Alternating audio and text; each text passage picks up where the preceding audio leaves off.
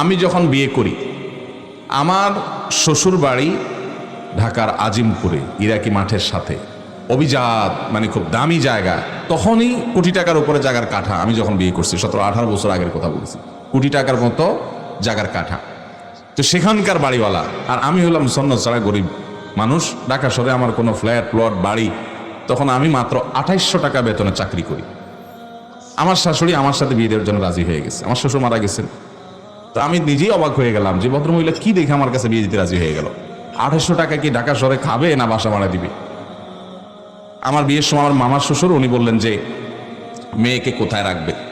আমার আব্বাজান রহমতুল্লাহ আলাই খুব বিচক্ষণ মানুষ ছিলেন।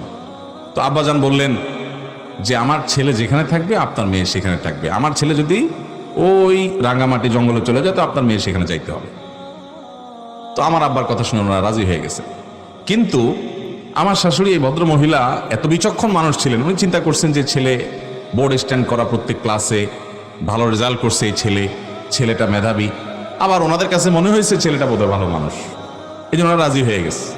অথচ আমার একটাই ছেলেকে, একটাই ভাইরা, সে বেচারা অনেক পয়সাওয়ালা মানুষ, আমি গরিব মানুষ, কিন্তু আমার কাছে দিয়ে দিছে।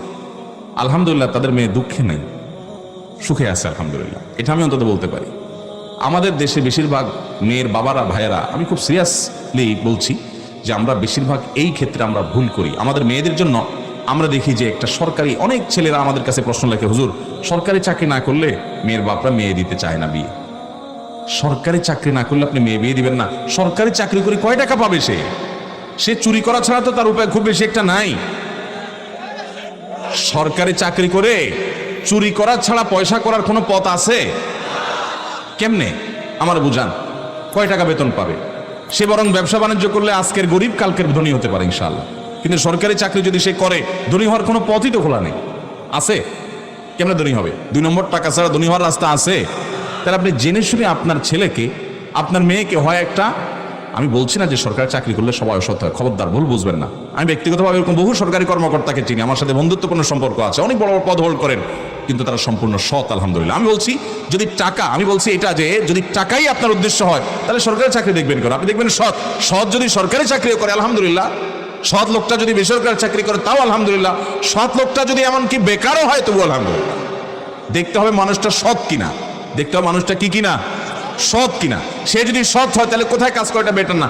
আপনি খুঁজে সরকারি শুধু খুঁজতেছেন, তার মানে আপনি ঘুষখোর খুঁজতেছেন। আপনি খুঁজে খুঁজে শুধু সরকারি চাকরি দেখে দিবেন, এর মানে আপনি ঘুষখোর খুঁজতেছেন।